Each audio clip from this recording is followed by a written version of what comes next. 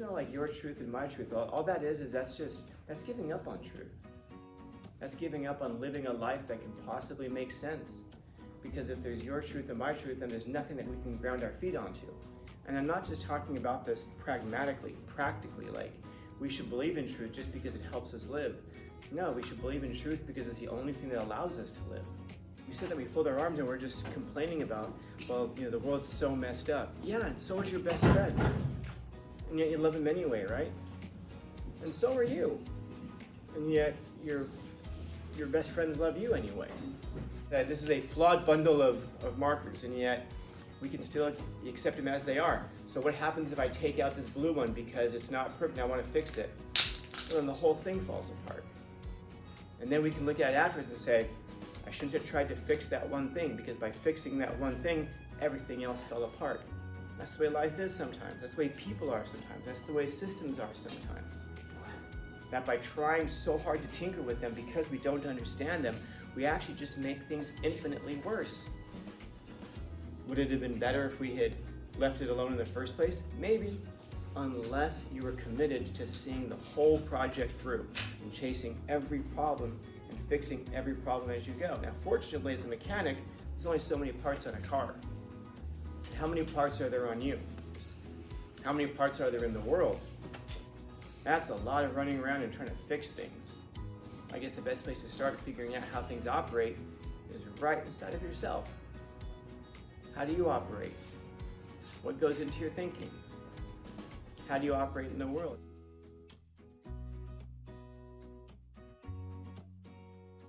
When we're growing up, we don't have a say over our bedtime. We don't have a say over our curfew. You should have a say over the world that you live in, but we should seek to first find out about the world. One of my suggestions for a sensible life is to first tell the truth. After that, give your opinion. But first things first, you have to tell the truth. So, of course, before that even, you have to discover the truth as best as you possibly can. The pure truth. Not the pure and simple truth, because the truth is rarely simple. It's almost never pure. What I mean by that is because we hear people will say all the time, your truth and my truth and their truth. That's not truth, that's opinion. We're changing out the word there. We're saying my perception of the truth. But we rely on it as though it's objective reality. Like we use this language as though there are multiple objective realities that exist. We don't live in a multiverse, man. We live and even if on a grander scale there is a multiverse, the life that we're living in right now is not one. There is a truth. 2 + 2 = 4. If you want to go to Sacramento, you have to head north from here, not south. Will you get there eventually if you head south? And people will say, well, technically, yeah, because you'll go all the way around the world, except that you wouldn't. It's not the way that longitudinal lines work. But it makes sense if you don't think about it. It makes sense if you just kind of accept it. But there is no like your truth and my truth. All that is that's giving up on truth. That's giving up on the world as it really is. That's giving up on living a life that can possibly make sense.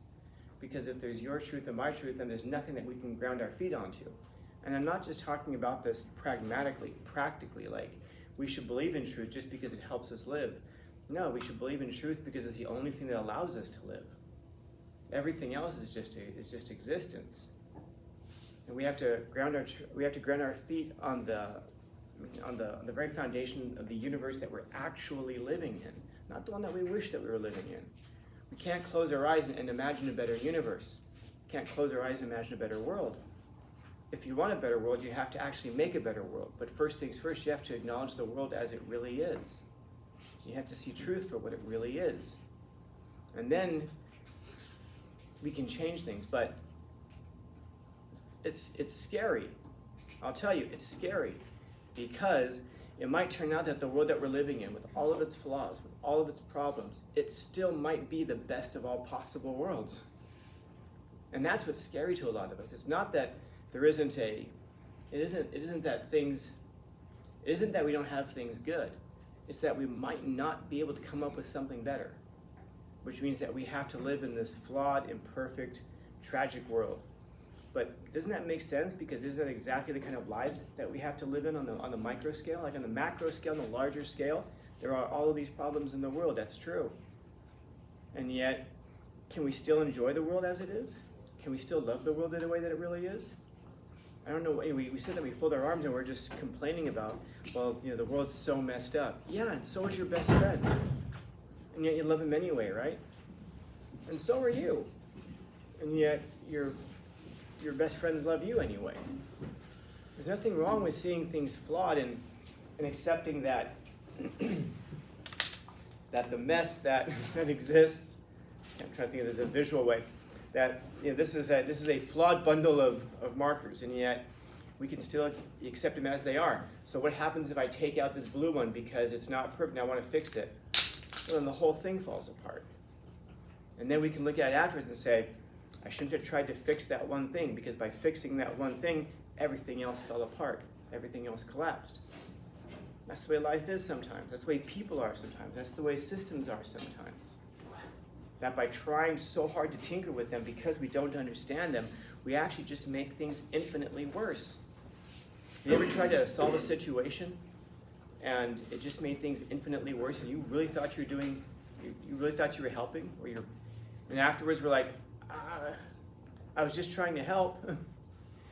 And you're sitting there talking to them like, really? As the nuclear bombs are going off in the background.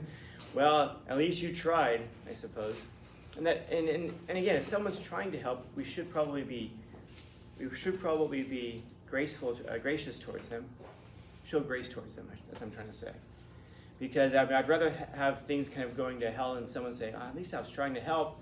Not at least, sorry. Someone saying, I was trying to help, rather than a person sitting there with everything going to hell going, good, exactly as I planned. There is something behind intentions, and we can understand that people screw things up. And why do we screw things up?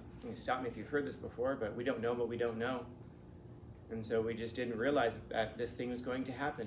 I'm trying to think of an example of it, but if any of you guys fix cars, then you know exactly what I'm talking about.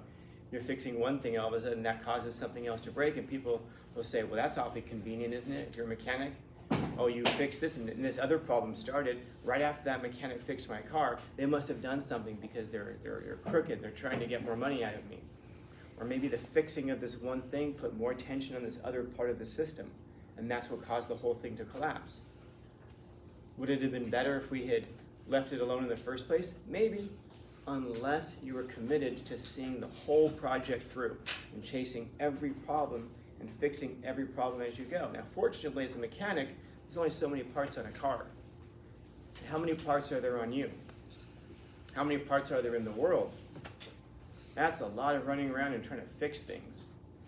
But one thing that that's great about a mechanic fixing a car is they probably know how the whole thing operates, because it's a very small, limited system. And yet, how many of us know how the world works? Does anybody, I don't know. Anybody know how these lights work? What's in the light? No idea. Yeah, I don't know. Bright shit? I don't know. Well, but I know that when I go there, I flip the light on and off. I flip the switch on and off. All of a sudden, things work and then don't work. It's like magic. And that's just a light. Now think about how incredibly complex just this room is. And think about how we can come to trust in it so much. I came in this morning, I just plugged the lights in the socket, and all of a sudden we've got Christmas cheer in here. You can feel it, right? Outside we've got snow, finally, right? I can say that. I can say that, throw it up on YouTube, and no one's going to know that there's no snow. They won't even know where we are. There's a lot of snow out there. That's why we're all dressed up all bundly warm here in San Diego. We can count on things within that closed system, but if you look again at just how complex just this classroom is, look at the desks we're sitting in. We treat them with such disrespect. We stick gum underneath and we write on them. Anybody know how to make one of these things? Yeah, no. What's it made of? But how about that? Does anybody even know what these things are made of? I'm not even confident that they're made of wood. I don't know. And there's like a sticker they put on top to make it look like wood. What's in there? I don't know. Is it graphite? Is it sponge? I don't know.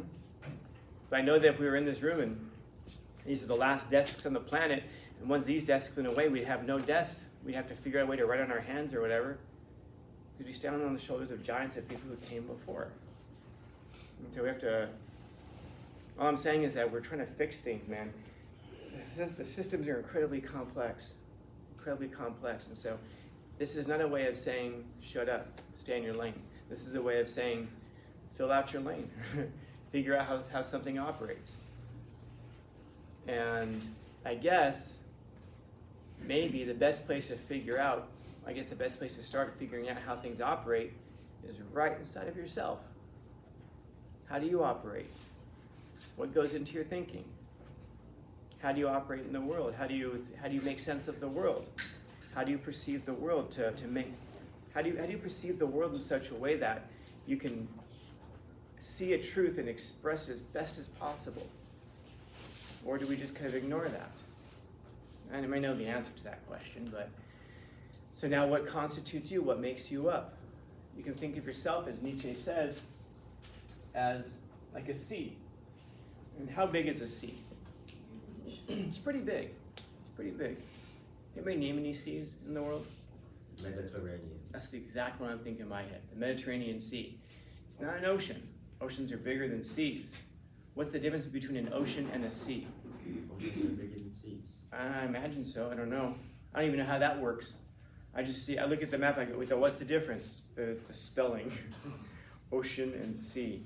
I don't know otherwise. I think I have an idea. I think a sea is all like part of like it's almost surrounded by a landmass, but not quite. I don't know. But then you have the Indian Ocean. Or a beach. You know, Or a beach. Or not a beach, but like a. What? But by the way, he could be 100% right. Somebody could watch this later and go like, no, that guy was right. Exactly what he said. It has to do with the beach. I don't know. But even with that, I don't know. So you've got a sea, which is not the biggest body of water in the world, but it's pretty big. It's significant. Now, what makes up the sea of you? In other words, these are your thoughts. These are the things that animate your behavior in the world. Because all of our actions come off of the things that we think about. Right now, when you're in this room, for example, you're either listening to me or you're not. Whatever it is that you think about this class, whatever it is that you think about me, then that will contribute to how much you listen to what's going on. It animates your actions. How much of what you're thinking about, by the way, may have nothing to do with this class. If you've got a lot of crap going on at home, you can't help but be distracted. I could be standing up here doing handstands, and it wouldn't catch your attention so much because there's something else that's going on in your life. So whatever it is that's going on in your life, whatever it is that's in your thoughts right here, man, because your thoughts are going to animate your life, things that you do. So now the question becomes, what are the streams of things that feed into you? In other words, what are the things that you're taking in that become part of you? We can go obvious. Bless you. What are some things that you take in that become your thoughts? Or what's the source of it, maybe? Suffering. Okay. So maybe one of them could be a source of like suffering. What are where do you get some of the things that you take into your mind? Environment. What's the most common place? What are we always harping on? School. What's that? School. No, but seriously. What do you mean? It could be school, maybe. What we're always harping on? Yeah, I mean in this class anyway. The past couple of articles you've been talking about it. Like social media. Oh, Could be the music that you listen to. Could be the movies that you watch. Movies. That says movies and music. Family. And all of those things are contributing to the you that you are. And all of these will contribute to how you see the world. If you believe that, if your family teaches you that, I don't know, life is suffering, you don't get to choose not to suffer, but you can choose what you'll suffer for, then you may look around, you may see a lot of that in the world. If your family teaches you that you can't trust people, trust nobody, then that's how you're going to see the world. You're going to see the world in terms of looking for things of how it is that someone's trying to pull one over on you. If your family teaches you, oh, everybody's to be trusted and loved, That's what you're going to see in the world. Until enough of you is here that you may be able to change a little bit. But those little bits of influence are still running throughout you. Those little currents are running throughout you. But here's where it gets really interesting. Think about the movies that you watch. What are the subjects of some of those movies? Like, do you really think you can watch a bunch of romantic comedies and not become a complete psychopath? Or whatever it is you become when you watch romantic comedies? Do you really think that you can make a dude watch the Notebook and he won't go crazy? Are there any guys in here who've seen the Notebook? Good. Hold the ground, kings. They're liars. Hi, they're single. It's okay, kings, we'll go surfing. Music. Think about the themes of the music that you're listening to. Think about the things that the music is teaching you, even if you don't realize you're being taught. Is that the best way to teach a person when they don't realize that they're being taught? That's how you get past all the filters. That's how you get into the unconscious. It's through entertainment. And you think like, oh, I just dig the beat. Is that why you're listening to it? It's not because of the themes that you're learning about. It's not the things that you're hearing. No, it's not that at all. Okay, so if I brought you some really dope, like, I don't know, like Christian or Muslim hip hop, you're down for it? Oh, no way. Why? It's just weird. You haven't heard it yet. It's about the beat, right? Of course it's not about the beat. We say that because, you know, we'll tolerate being called names. We'll tolerate being degraded in music because everybody else is doing it. You know, it seems like a strange thing that we will be insulted by our music, or we'll listen to music that we know is degenerate and is polluting us, and yet we'll say, but it's not polluting me though. It's polluting everybody else. But why not you? Because you're so much above everybody else. You're so much more alert than everybody else. That doesn't mean that you're not alert. Maybe you are, but you don't think everybody else is just as alert as you. Are you above that fray? And by the way, that's where it becomes really dangerous. As soon as you think that you're not going to be influenced by something, get ready, because you're not guarding yourself.